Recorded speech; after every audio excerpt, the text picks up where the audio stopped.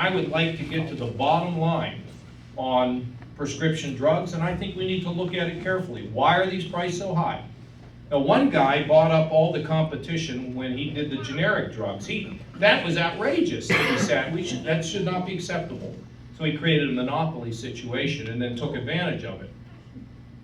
I don't like it, and I'll tell you, see what you just said? That's $270 a day. Some people are having to take pills that cost $270 a piece. And then they gotta make a choice, sweetie, between whether they're gonna get some medication or whether your health's gonna deteriorate. So I'm very concerned about this whole issue. I do not want to attack the drug companies. I don't want to disrupt their research and development, but I also think we can't look the other way and let them just give them carte blanche. So I would really want to look at this and have people inside the government give me a very good analysis of what's happening, and then maybe we have to take some action. I'm not sure yet. Is that fair? Yeah, that's very fair. Thank you. But how are you going to pay for all this stuff? I'm eligible for financial aid from the Leukemia Association. How are you feeling? Great. Good. You look great too. Yes, ma'am. Ann Patterson from Hanover, and I am concerned that as a Republican, your platform states you're pro-life. Does that mean that your ultimate goal will be to take away the woman's right to have legal abortions? Well, I am pro-life and I don't favor abortion, except in the case of rape, incest, and life of the mother. And I will appoint judges, okay, in all probability, but we don't do litmus tests. I want conservatives who will be in a position of following the Constitution, and I want conservatives. So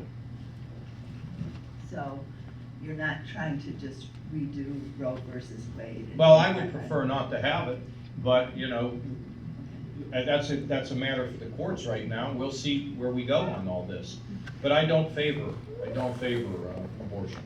Well, I don't think most people do, but Yeah. it's a woman's right to her life. Right, I hear that. And that's a concern that was well fought for, and now we might lose that right. Yeah. Well, there's also a lot of women who are pro-life too. You know, I mean, the movement is back and forth. So my view would be, if we don't agree, I understand that. I respect your position, but I can't change mine any more than you're going to change yours. Okay? Yes, right here. Could you address a little more fully healthcare?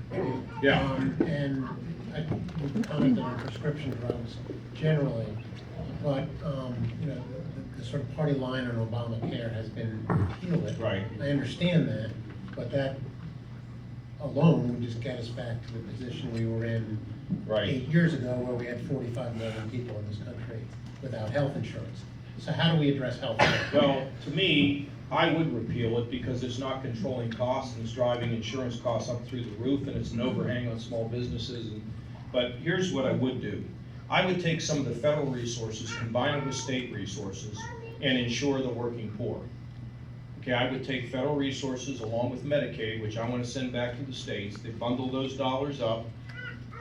I don't mind if I probably would have an exchange that I would want to have in Ohio so people could shop and there'd be enough there for the working poor not to lose their health insurance, okay? And remember when this court case was going to come out about whether the exchange was real and all that? We had a way to cover people. We knew what we were going to do, because I don't think we should go back to where millions of people lose their health insurance. But I want to go a next step. I was at Dartmouth talking about this, and Dave, my cousin there, Carol, her husband was a emergency room doctor. And you heard what I said up there, right? Did you like that idea? Okay, so let me tell you what it is. Let's say that you go skiing. Do you ski? Not well. Okay, you're the perfect guy. So when you go skiing and you break your hip, we know you're going to have to get a hip surgeon. Okay, so we know the prices of hip surgery. We know the high price and we know the low price, and right in between is the mean. This is not theory. We're doing this now in the state. What we want to say is, if you have a surgeon who performs hip surgery for you and you are satisfied and the quality is good and the price is low, we give a financial reward to the doctor. And the quality issue is solved or settled by the health community itself. Let me give you another example.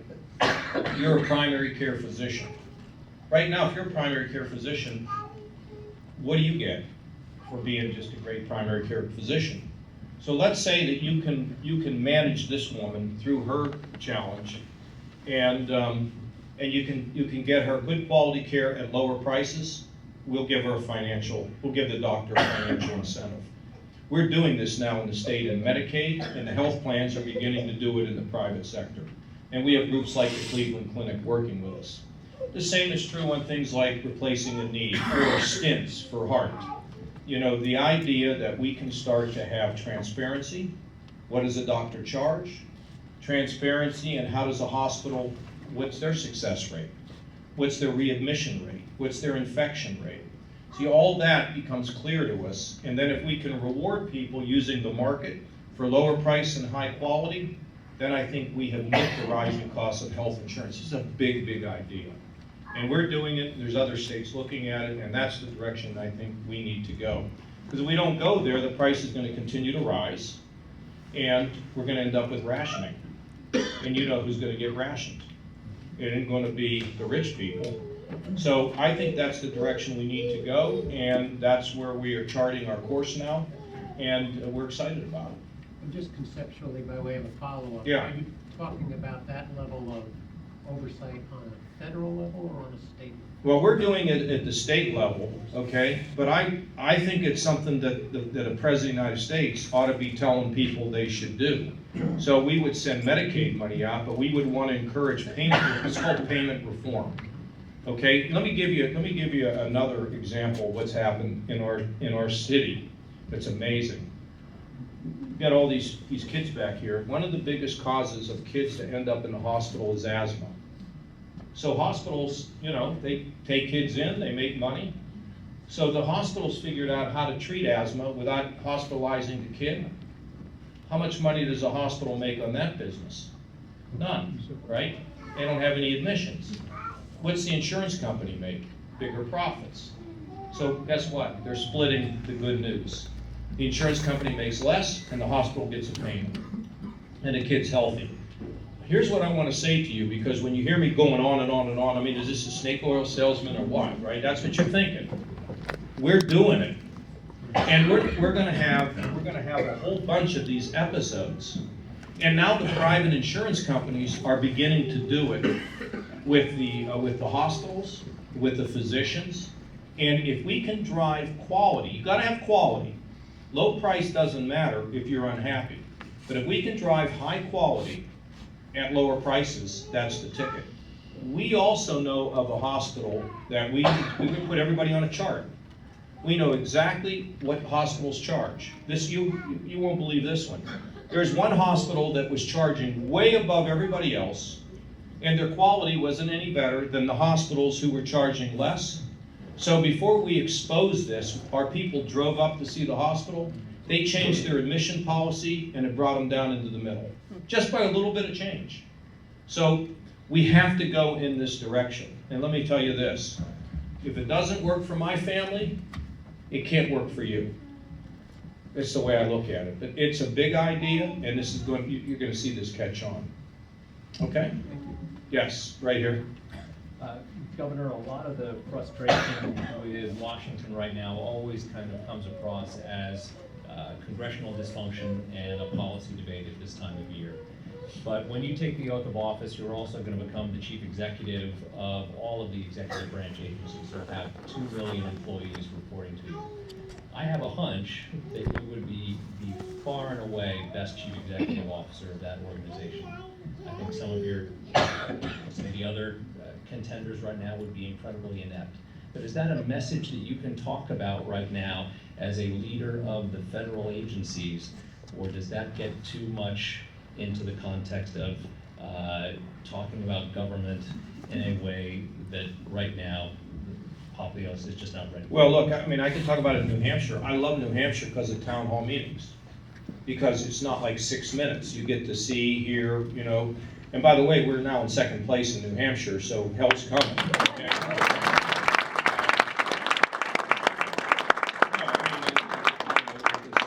machines are getting cranked up here, you know, and so they're all gonna come and bash me because I'm rising. And we'll see if we withstand it. You know, I really wanna win, really wanna win. But life's about more than winning an election, isn't it? Look at these kids, huh? Yeah, good smiles, girl. That's perfect. And my wife. So, you know, I'm very optimistic about this. And here's what's gonna happen. If I do well in this state, now when I talk, people are gonna hear me. Because up till now, if I'm not yelling at somebody, then I don't get, nobody knows who I am in America, but they know who I am in New Hampshire. And if this state, I can perform well, which we expect we will, I'm gonna be the Republican nominee. I'm just gonna tell you that, it's gonna happen. But it's a long way between now and 21 days from now, so we'll see. But look, managing the government is exactly right. See, I would ship welfare, job training, I would ship transportation, Medicaid, all back to the states. And then I would get rid of the Commerce Department. I know how to do it, we've already proposed it. And then you gotta manage this bureaucracy, because this bureaucracy will just overwhelm you. So you gotta have good people that run the place, and then you gotta have people throughout to run it. And you should replace no federal employees. Somebody retires, no replacement. We haven't replaced one state employee, and we're the lowest number of employees in 30 years. So management, line responsibility. You know how many bureaucrats there are in the Pentagon? There are 900,000 people performing bureaucratic functions inside the Pentagon. Why do you think hammers and screwdrivers cost tens of thousands of dollars? Okay? Because it's not managed. So how do you do the Pentagon? Well, if you get somebody who's really harsh, you'll get nowhere. If you get somebody who's really weak, you'll get nowhere. You gotta get somebody with the personality, the intelligence, the management skills to change that building. And it is really, really